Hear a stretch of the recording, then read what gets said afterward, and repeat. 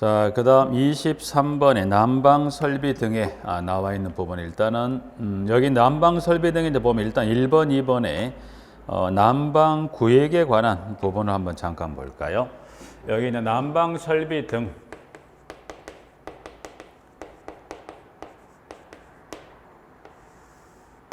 여기서 일단은 관련 법령상에 지금 1번하고 2번은 그 난방 구획에 관한 부분에 관한 수치 규정을 잠깐 확인해 보면 일단 동그라미 1번 6층 이상의 공동택의 난방 설비는 중앙 집중 난방 방식으로 하여한다. 다만 건축법 시행령 규정에 의한 난방 설비를 하는 경우는 그러하지 않다고 되어 있는데 일단 층수는 6층 이상이면 중앙 또는 지역 난방을 합니다. 그래서 여기 이제 층수, 현재 법령상의 층수가 그 몇 층 이상이면 6층 이상이죠. 그래서 6층 이상이면 무슨 난방한다. 중앙 또는 지역 난방이다. 그래서 6층 이상이면 난방은 무슨 난방? 중앙 난방 또는 지역 난방을 하게 되는 겁니다.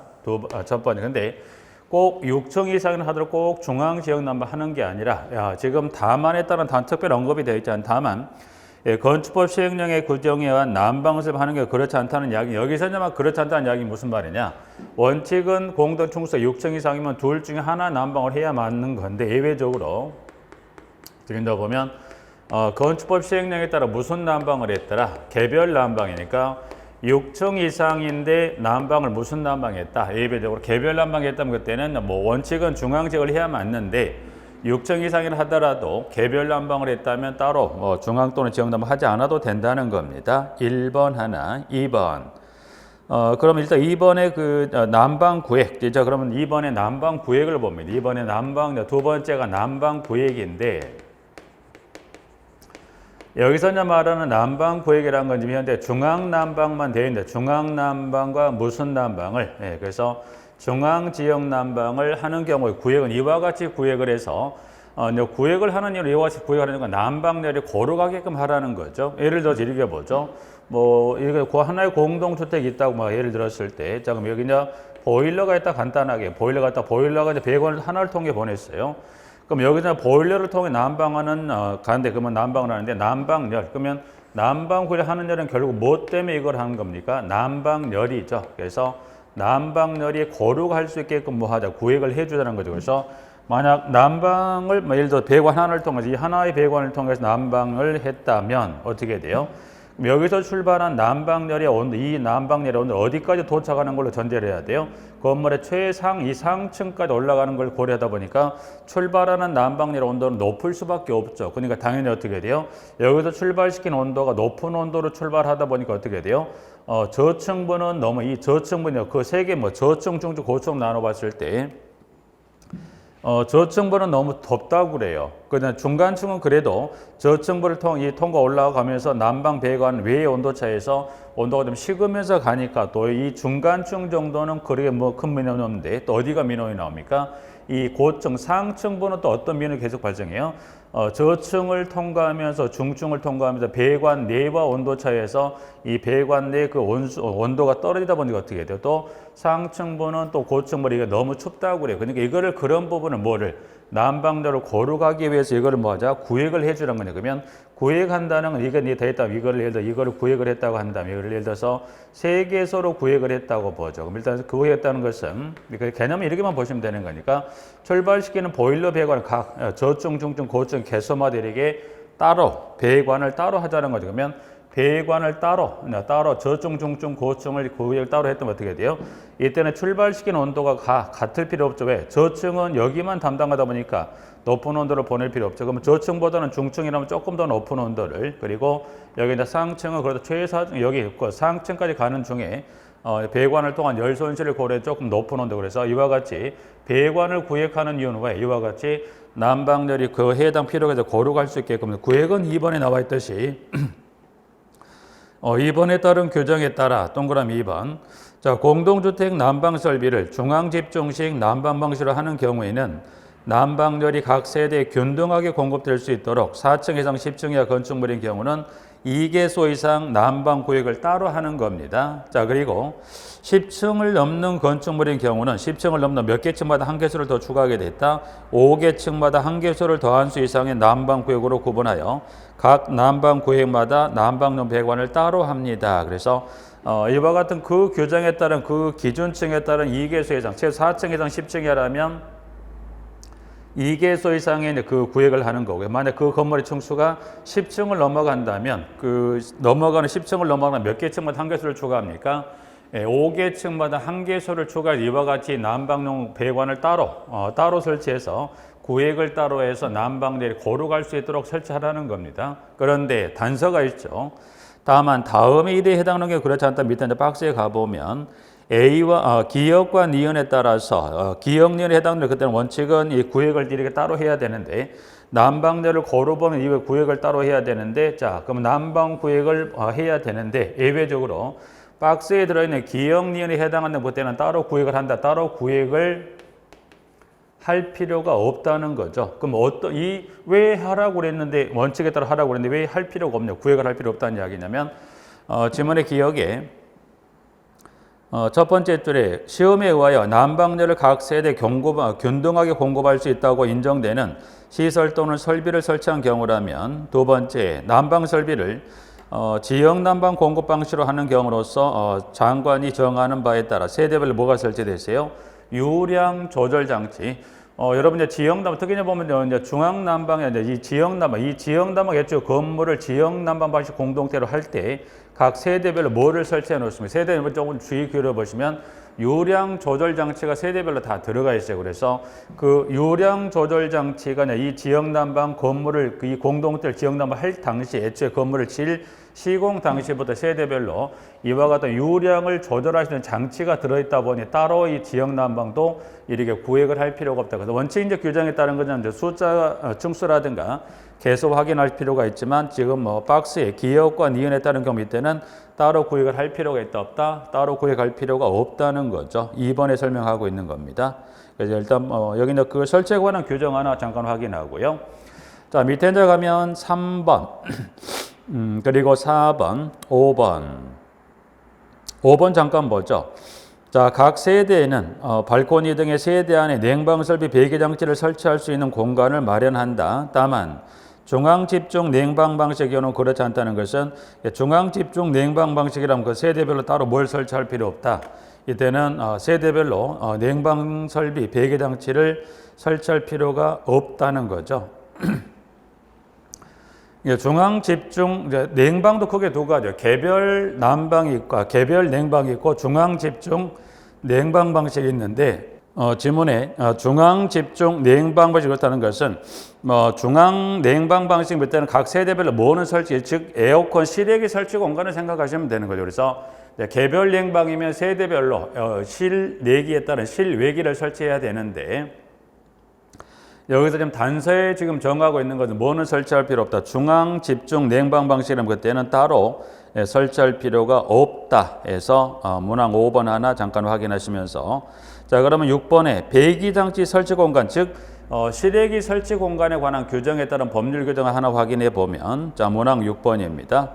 배기장치 설치 공간은 냉방설비 배기장치가 원활하게 작동할 수 있도록 0으로 정하는 기준에 따라 설치한다. 그래서 밑에 있는 박스에 나와 있는 그 국토교통부령으로 정하는 기준이라는 게 밑에 있는 보면 냉방설비 배기장치 설치 공간입니다. 그래서 지문은 이제 그 중에 이제 보면 그 중에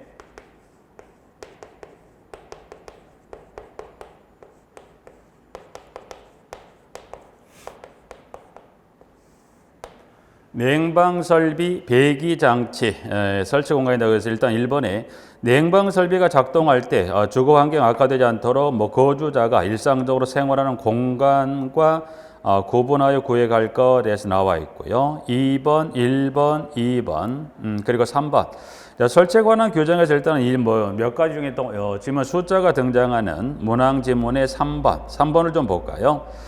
세대별 주거 전용 면적이 50제곱미터를 초과하는 경우로서 세대 내 거실 또는 침실 2개 이상인 경우에는 그 거실을 포함한 최소 2개의 공간에 냉방설비 배기장치를 배기장치 연결 배관을 설치할 것에 대해서 5번에 나와 있는 면적 얼마?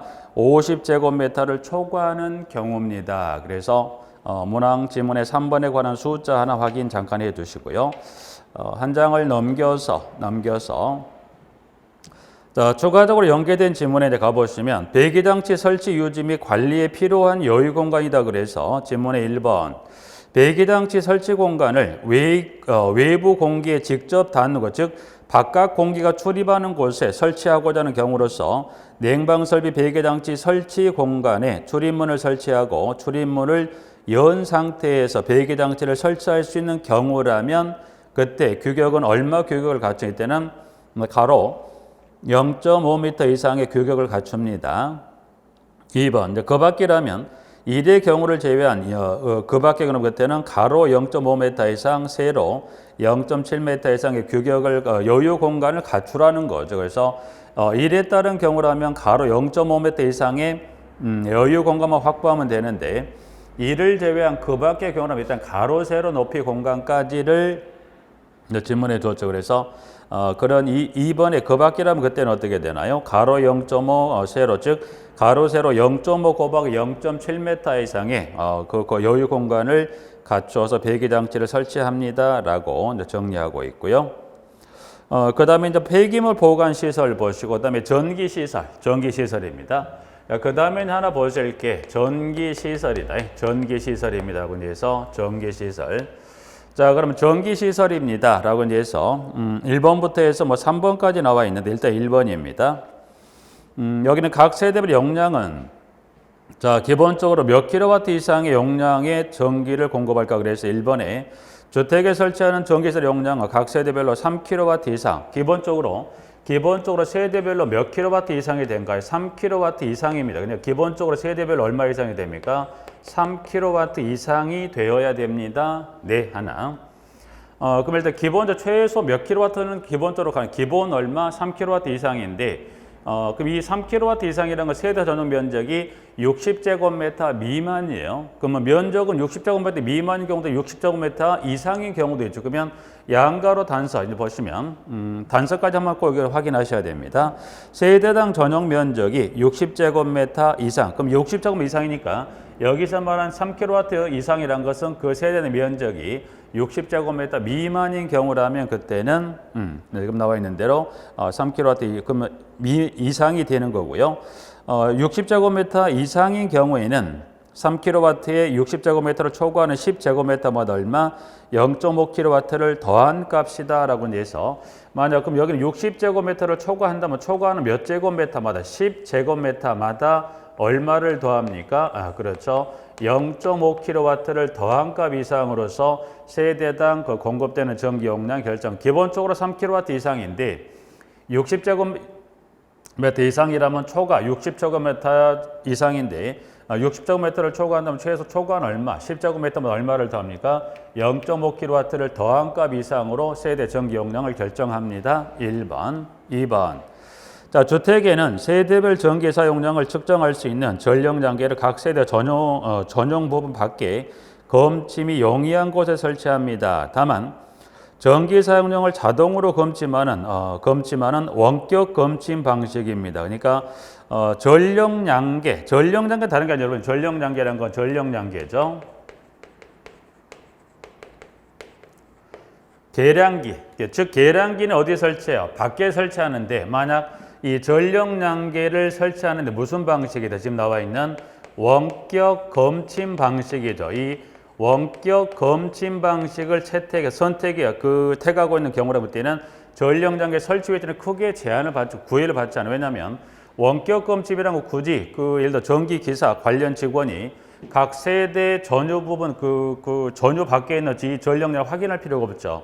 원격 검침 방식이면 그 공동체 단지 어느 특정 장소에서 뭐 500세대, 1000세대, 세대 전력량을 자동으로 원격으로 검침하다 보니까 굳이 각 개소별에 갈 필요 없다 보니까 원격 검침 방식이면 어디에 설치할 수 있다는 거죠. 원격 검침 방식이면 어디에 설치할 수 있다? 그때는 전용 부분 어디에요? 전용 부분 안에 설치할 수 있다. 그래서 원격 검침 방식이면 세대 전용 부분 어디에 안에 설치해도 문제가 없다. 안에 있어도 원격 검침 시스템에 의해서 자동으로 검침하다 보니 세대별로 굳이 안에 밖에 관계없다 그렇죠. 근데 원격 검침 방식이 아닌 경우 전량으로 반드시 세대 전용 밖에 검침이 용이한 곳인데, 그러나 원격 검침 방식이라면 그때는 어디 설치합니까? 세대 전용 부분 안에 설치하게 돼 있다. 예, 그래서 질문에 일단 3번 하고요. 2번하고 3번. 자, 전선입니다. 주택단지나 5개 설치하는 전선 어디에 갑니까? 지하 매설입니다. 지하 매설이니까 전선. 전선은 지하에 매설합니다. 네, 당연히 전선은 지하에다 다 가죠. 근데 이제 규정은 아직은 뭐 이 단서 따라 나와 있는 부분에 가보니까 전선은 지하로 가는데 전선은 뭐 할 수 있다? 가공선입니다. 전선을 가공선은 지금은 뭐 볼 수 없죠.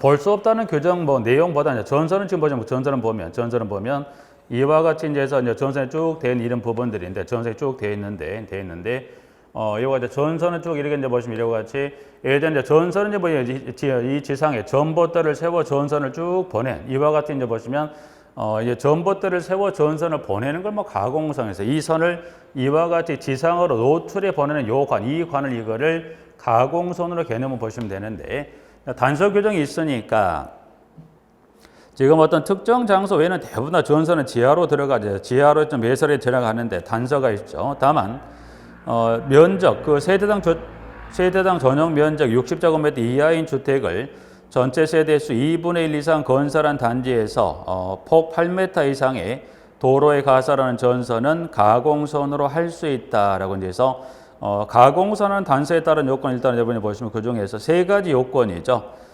면적이 60제곱미터 이하, 그리고 2분의 1 이상, 폭이 얼마? 8m 이상인. 여기는 60제곱미터 이하고요. 면적이요. 세대수 얼마? 2분의 2 이상이고요. 도로폭이 얼마입니까? 8m라면. 그래서 이 세 가지 요건을 갖춘 경우라면 무슨 선을 할 수 있다? 가공선을 할 수 있다는 단서가 있죠. 일단 여기는 원칙은 지하 매설한다? yes. 근데 이외에도 어떤 요건을 갖춘다? 뭘로 할 수 있다?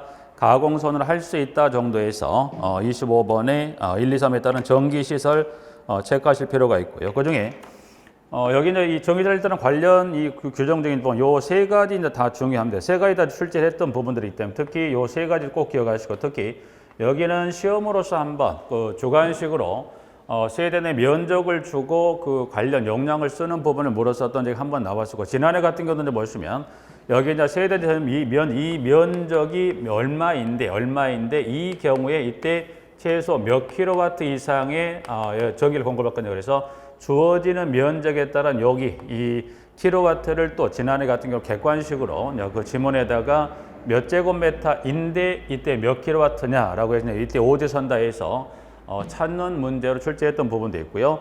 여기는 지문에도 나왔던 적도 있거든요. 지문상에 등장을 했었고, 여기도 마찬가지 이 두 가지 모두가 다 기출 지문에 언급이 됐었던 부분들이기 때문에 저는 그 정도 좀 정리하시면서 가고요. 자, 그다음 방송수신용 공동수신 설비 설치. 여기는 단자 개소 정도만 잠깐 확인합니다. 연결된 단자를 몇 개 이상 2개 설치합니다. 근데 세대당 전용 면적이 60제곱미터 이하인 주택의 경우는 그와 같은 단자를 몇 개소로 할 수 있다? 1개소로 합니다. 그러니까 법상 전용 면적 60제곱미터 이하인 경우는 1개소로 한다고 돼 있긴 하지만 실질적으로 세대 내 전용 면적이 60제곱미터 이하인 경우도 최소 1개소로 할 수 있다고 돼 있지만 60제곱미터 이하인 경우도 방과 거실, 주방에 들어는 가죠. 이제 규정상 그렇게 돼 있더라 봐주시고요. 자, 그 다음 급수, 배수 시설 관련한 부분에 이제 보시면 1번부터 해서 6번까지 나와 있는 부분들 중에 급배수 시설 관련 1번, 그리고 2번, 여기 1번 한번 잠깐 읽어가면서 잠깐만 설명드립니다. 주택에 설치하는 급수, 배수용 배관은 콘크리트 구조체 안에 매설하여서는 안 된다. 다만 다음에 어느 하나에 해당하는 그렇지 않다는 것은 밑에 이제 보면 우측 박스 기역, 니은, 디귿에 해당하는 그때는 뭐 할 수 있다? 구조체 안에 매설할 수 있는 경우 기역, 니은, 디귿 세 가지 나와 있고요. 그 다음에 2번. 자, 주택의 화장실에 설치하는 급수, 배수용 배관은 다음 기준에 따라 설치한다. 이제 그래서 기역에 이제 급수용 배관 한번 봐두시고 여기서 살펴볼 것은 배수용 배관. 그래서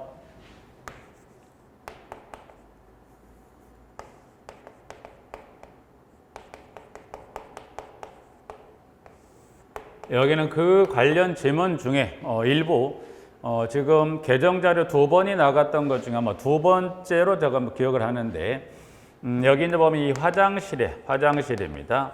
화장실에 뭘 설치하더라? 배수용 배관이죠. 배수용 배관.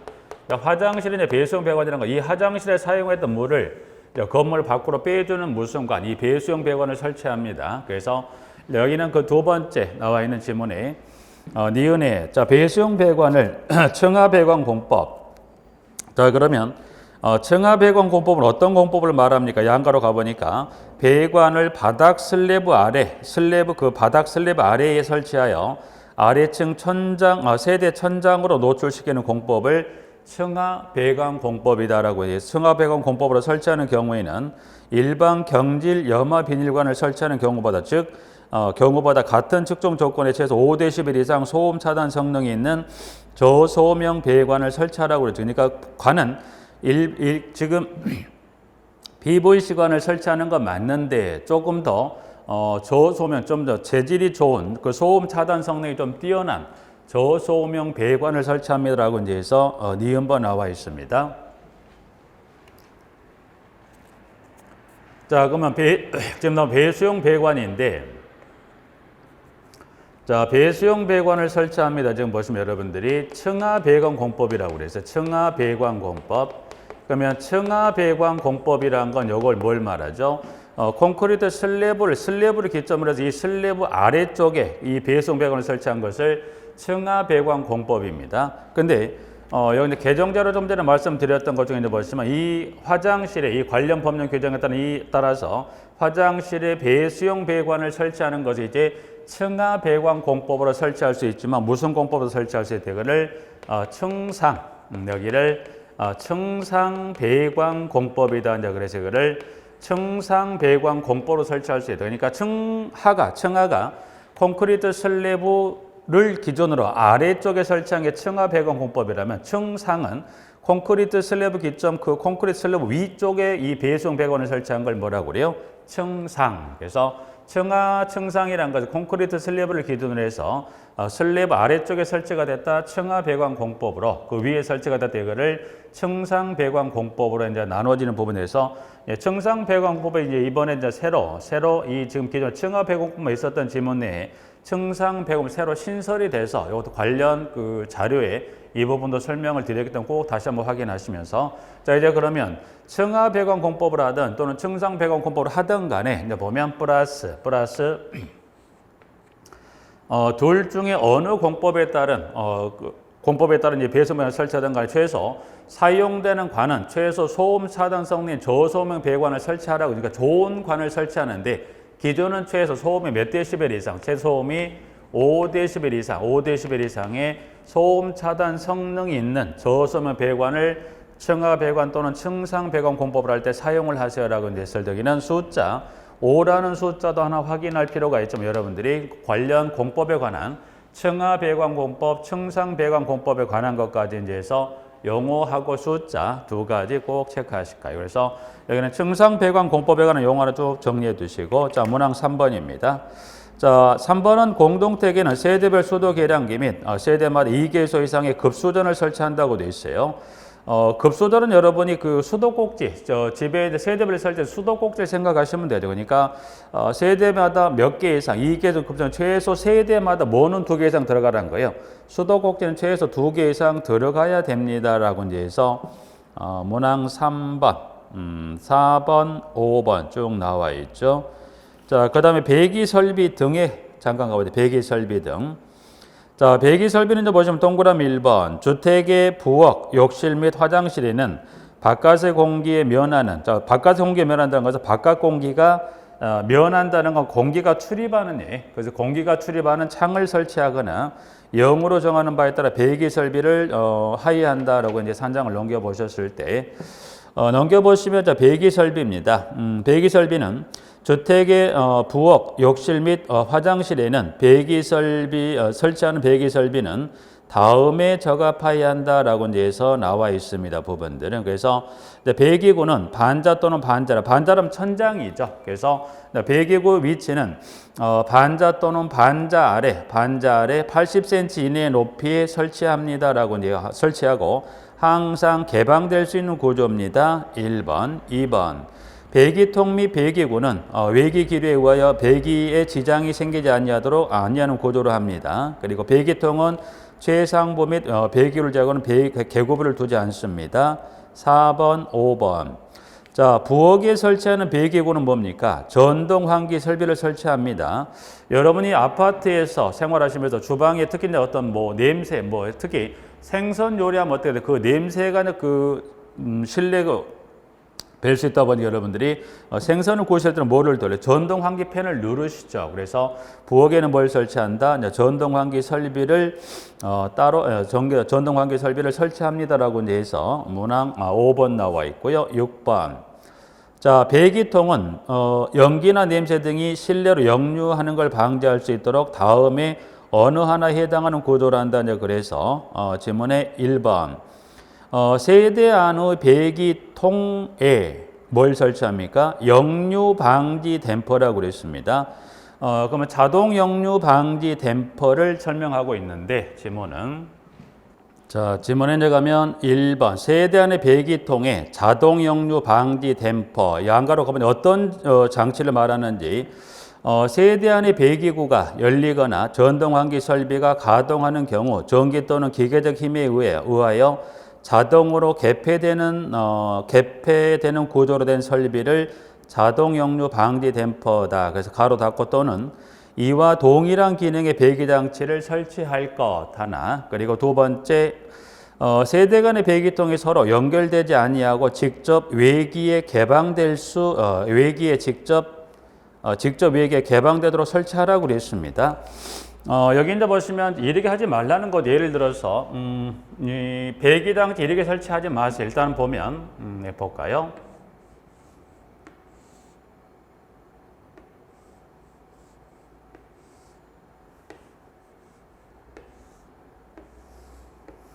자, 세대인데 이게 환기구, 이 환기로 봤을 때 이 각 세대 이 환기구가 설치됐고요.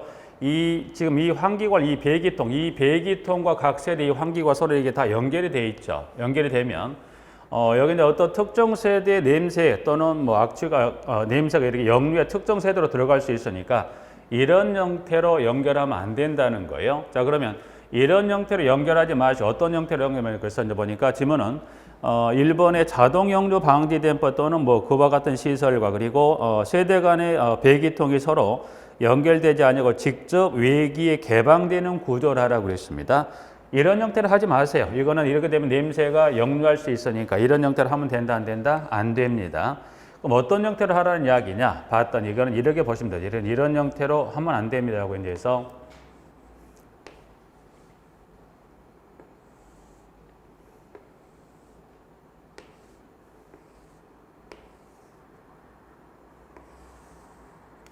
자, 배기통은 이 하나에 연결하면 안 되고 각각의 이 세대, 각 특정 세대, 가구 또는 세대 연결된 이 배기통은 직접 이게 하나 배기통을 통해 이거를 건물 밖으로 빼지 말고 이와 같이 이거 각각으로 독립적으로 각 세대별 배기통을 따로 이와 같이 밖에 연결시켜서 빼는 형태로 하던가. 그래서 문항 2번에 설명하고 있는 여기냐 직접 이 하나를 통해서 밖으로 빼지 이렇게 하지 마시고요. 배기통은 각 세대별로 나온 배기도 각각 이렇게 직접 따로 빼서 외기로 밖으로 빼두는 형태로 하던가 또는 자동 역류 방지 댐퍼라고 그랬어요. 그러면 자동 역류 방지 댐퍼 어디에 설치합니까? 이게 이제 여기 이제 배기구라면 이 배기구 위쪽 여기에다가 이 자동 역류 방지 여기 설치하는 거죠. 그래서 여기에 이제 보면 자동 역류 방지 댐퍼를 설치해서 보면 이 배기구가 열리거나 닫힘과 그와 같이 연동을 시켜서 배기구가 열리면 이 댐퍼가 열려서 같이 밖으로 빼주고요. 배기구가 닫히면 동시에 또 역류 방지 댐퍼도 닫혀서 이 어떤 냄새 등 역류하지 않는 이와 같은 구조를 하라는 이야기죠. 그래서 여기서는 명칭은 여러분 이와 같이 여기서 이 장치를 자동 역류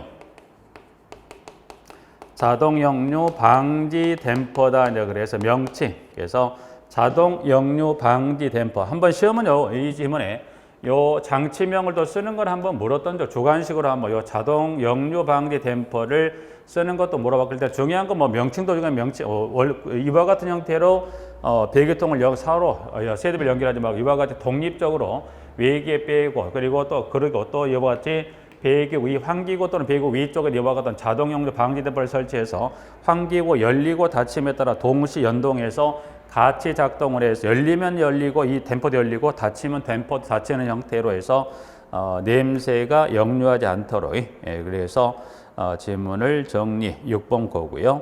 유치원은 주민공동시설에 나와 있어요. 유치원하고 주민공동시설입니다. 유치원은 이제 보면 복리시설 중에 하나 유치원 그 다음에 주민공동시설 나와 있는데 유치원입니다. 자, 그 다음에 유치원은 일단은 보면 가장 기본 출발이 세대수가 몇 세대인 경우면 유치원을 설치할 거냐 그래서 세대수 관련 규정 가보면 29번에 1번 2000세대 이상의 주택을 건설한 주택단 유치원을 설치하신 대지를 확보하여 그 시설 희망자에게 분양하여 건축하게 하거나 유치원을 건축하고 이를 운영하고자 하는 자에게 공급한다. 그래서 중요한 거는 뭐 나와 있긴 하면 최소 몇 세대 이상 유치원을 설치하냐 그래서 유치원은 여러분이 몇 세대 여기 2000세대 이상이 세대 수가 몇 세대 이상 2000세대 이상이면 뭐 땅을 주거나 아니면 땅을 주어 짓게 하거나 아니면 건물을 지어 주거나 하나의 방법을 통하되 여기 세대 수면 일단 결과 몇 세대 2000세대 이상이면 그렇습니다라고 이제 하나 확인하시고요. 예외적으로 양가로 밑에 박스 기역 니은의 경우는 디귿에 따른 세 가지 그때 유치원을 설치하지 않을 수도 있다. 단서는 참조하시되 출발은 몇 세대 이상이면 설치한다. 2000세대 이상이면 2번으로 갑니다. 유치원 외의 용도시설과 복합으로 건축하는 경우에는 의료시설, 주민운동시설, 어린이집, 종교집회장 및 근린생활시설 하나 이를 함께 설치할 수 있다고 되어 있습니다. 이건 무슨 말이냐면 자, 건물 하나, 이 하나의 건물을 지었다. 그러니까 이 중에 유치원, 이 중에 일부, 뭐 절반, 예를 들어 일정 면적 이상을 뭘 썼고요. 여기를 유치원으로 썼어요. 그럼 하나의 건물을 뭐 전체를 할 수도 있겠지만 전체가 아닌 일부, 이 건물 일부분을 유치원으로 썼습니다. 그러면 다른 유치원으로 쓴 그럼 다른 공간은 어떻게 할까? 여기는 그러면 뭐가 들어와야 돼요? 아무거나 들어온다 아니에요. 그래서 법에서는 유치원과 이 한 건물에 한 지붕에 들어갈 수 있는 것은 법에 딱 몇 가지를 정해놨냐면 5가지 대상 시설로 딱 제한해 놨습니다. 보시면 지문은 지금 방금 봤던 의료시설, 주민운동시설, 어린이집, 종교집회당, 근린생활시설까지 해서 5가지 시설에 한해서만 유치원과 한 지붕에 들어갈 수 있다는 게 다른 시설은 한 지붕에 들어갈 수가 없습니다. 그래서 그거 꼭 주의하시고 자 하나 더 그러면 이 복합건축 대상 시설은 5가지 확인할 거면 그럼 유치원 용도의 바닥 면적은 최소 이 건물의 어느 면적 이상이 돼야 될까 그래서 이어지는 질문에 이 경우 유치원 용도의 바닥 면적 합계는 당해 건축물은 뭔가요? 그러니까 이 유치원 용도의 바닥 면적이죠.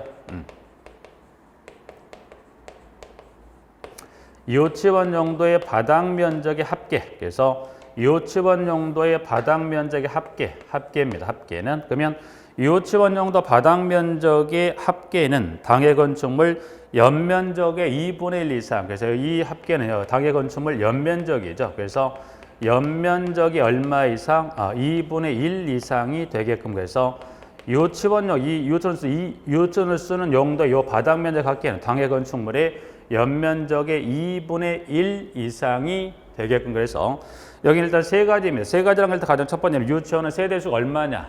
2000세대 이상. 유치원과 한 지붕으로 들어갈 수 있는 대상 시설의 종류가 뭐가 있냐? 5가지. 그리고 유치원 용도의 바닥 면적 합계는 얼마를 그 건축물의 연면적 얼마? 2분의 1 이상으로 합니다라고 이렇게 해서 하나 확인해 놓으시면 되죠. 자, 유치원까지는 하나 정리했고 주민공동시설입니다. 주민공동시설. 자, 그 다음 주민공동시설도 하나 확인할 필요가 있죠. 자, 그 다음에 주민공동시설 잠깐 볼까요? 주민공동시설. 자, 출발은 세대수. 자, 최소 몇 세대 이상이면 주민공동 설치합니까? 그래서 1번에 가보니까 100세대 이상의 주택을 건설한 주택단지는 다음에 따라 산정한 면적 이상의 주민공동을 설치합니다. 규정은 이 4분의 1 범위에 강화 완화할 수 있다? 네. 자, 세대수에 따라 그 산정하는 면적이 좀 다른데 첫 번째 기억. 세대수가 100세대 이상 1000세대 미만이면 세대당 2.5제곱미터를 더한 면적 이상을, 세대수가 1000세대 이상, 1000세대 이상이면 이때는 500제곱미터의 세대당 2제곱미터를 더한 면적 이상의 주민 공동시설을 설치합니다. 그래서 면적은 기역, 니은에 따른 세대 수별에 따른 면적 규정 좀 체크 꼭 확인해 두시고요. 자, 3번으로 갑니다. 3번. 자, 주민 공동시설 설치하는 경우 해당 주택단지는 다음 구분에 따른 시설이 포함된다고 그래서 그 무슨 말이냐? 여러분이 보시면 주민공동시설의 종류는 관련 법에 총 몇 가지 주민공동 종류를 두고 있냐면 16가지의 주민공동 다수의 시설이 있어요. 분류는 여러분이 굳이 16개까지는 다 기억할 필요는 없어요. 여러분. 그래서 최소 이 주민공동 종류는 총 몇 가지가 있다. 16가지의 주민공동 종류가 있다더라. 근데 이거를 왜 정리할 필요가 있냐면 밑에 나와 있는 이제 최소 여기 이 세대는 최소 몇 세대 이상? 100세대 이상이면 법에 따른 면적 이상의 주민공동 설치합니다. 네.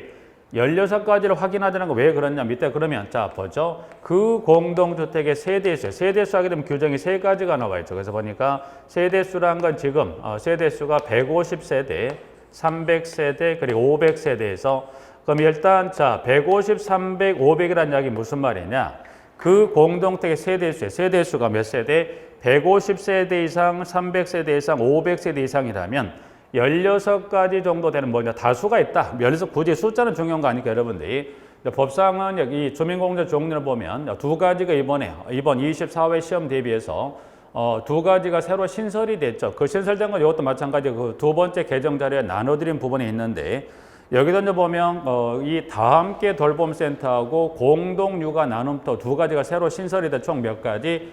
16가지가 있는데 자, 그러면 이 주민공동 이와 같은 세대수 이상에다 그와 같은 면적 기준에 따라 설치를 했습니다. 밀접 면적 이상을. 그러면 그 확보된 면적에 따른 면적이 있겠죠. 그러면 그 면적에다가 최소 2세대수 이상이면 이 16가지 중에 최소 이 필수적으로 16가지 주민공동시설 모두가 아니라 이 중에서 150세대 이상이면 필수적으로 2가지 해당되는 주민공동을 꼭 설치한다. 그래서 각 세대수별에 따라서 16가지 중에 뭐는 꼭 설치하냐. 그래서 다수의 16가지 주민공동시설 중에 지금 보니까 세대수 기억 150세대 이상이면 뭐는 꼭 설치해야 됩니까? 경로당 어린이 놀이터를, 300세대 이상이면 경로당 어린이 놀이터 어린이집을, 그리고 세대수 500세대 이상이면 경로당 어린이 놀이터 어린이집 주민운동시설 작은 도서관 나와 있죠. 부분들이. 자, 이제 그러면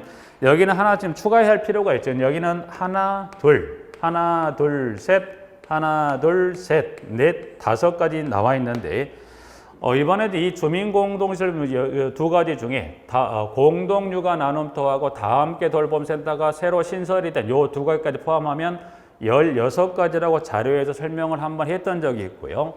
여기서 또 이 관련 자료 가보시면 지금 이 부분이 또 하나 추가적으로 들어있는 거 확인하실 수 있는데 자, 주민공동시설 세대수 500세대 이상 지금 봤던 하나, 둘, 셋, 넷, 5에다가 새로 하나, 이번 이 16가지 중에 2가지 새로 신설된 것 중에 하나 뭐가 하나 더 여기 새로 추가되냐면 여기 이제 보면 그 중에 하나 다함께 돌봄센터. 그래서 다함께 돌봄센터가 이제 새로 신설됐기 여러분들이 이제 보면 500세대 이상의 그 공동주택단지는 이 주민공동시설 중에서 필수시설로 몇 가지는 설치합니까? 이제 5가지가 아니라 하나, 둘, 셋, 넷, 5에 뭐까지? 다함께 돌봄센터까지 몇 가지?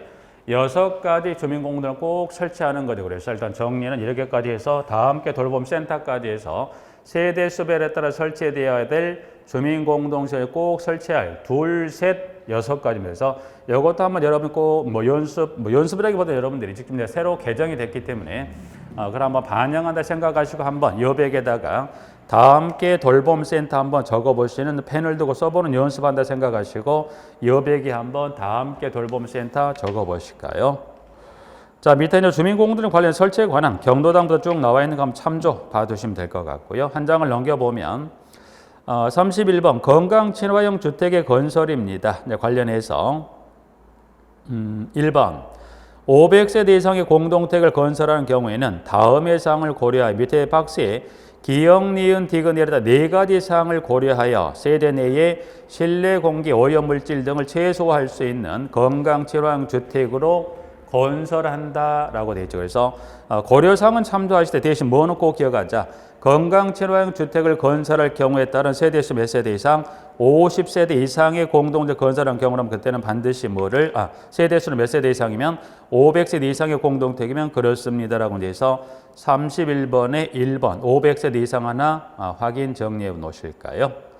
자, 그다음 장수명 주택 인증 제도로 갑니다. 해서 1번 사업주체가 1000세대 이상, 1000세대 이상의 공동체 건설한 경우는 주택 건설 사업계획 승인 또는 승인을 신청하기 전에 장수명 주택 인증을 신청합니다라고 해서 세대수 몇 세대 이상? 1000세대 이상입니다. 라고 해서 나와 있는 부분이 있고요. 일단 세대수 하나 기억하시고 관련 그 절차적 요건에 관한 부분에서 볼까요? 자, 일단 2번. 사업주체가 장수명 주택 인증을 받으려면 장수명 주택 인증 신청서에 다음의 서류 밑에 나온 우측에 두 가지 박스에 들어있는 두 가지 서류를 첨부해서 인증기관에 제출합니다. 네. 자, 그러면 절차 요건을 우측에 가보니까 3번. 인증기관의 장은 신청서가 접수되는 며칠 이내 10일에 인증을 처리해야 한다. 일자 10일. 자, 4번. 인증기관의 장은 3에 따른 기간에 인증을 처리할 수 없는 부득이한 사유가 있는 경우에는 사업주체에게 그 사유를 통보하고 5일의 범위에서 인증 처리 기간을 한 차례 연장할 수 있다. 네. 그래서 4번은 5일의 범위에서 한 차례 연장할 수 있다. 5번까지 정리합니다. 인증기관의 장은 사업주체가 제출한 서류 내용이 불충분하거나 사실과 다른 경우에는 서류가 접수된 날로부터 5일 이내 사업주체가 보완을 요구할 수 있다. 이 경우 사업주체가 제출한 서류를 보완한 경우에는 3회 기간에 포함하지 않는다. 네. 까지 이제 해서 관련 1번에 1000세대 이상 하나 숫자 하나 확인하시고 3, 4, 5에 따른 15일 한 차례 그리고 5일 관련의 숫자까지 좀 정리하셔서 내용을 좀 일단 숫자 정도 관련 숫자 세대수라든가 일자 관한 숫자까지 좀 마무리하시겠습니다. 그 부분까지만 좀 확인합니다. 장수명 주택은 일단 31번, 32번까지 이제 마무리하고 챕터 1장을 좀 마무리하고요. 다음 시간에 272페이지에 나와 있는 하자 담보 책임 및 하자 보수 관련 챕터 2장을 정리하시도록 하겠습니다. 좀 쉬었다가 다음 시간 272페이지를 살펴보시도록 하겠습니다.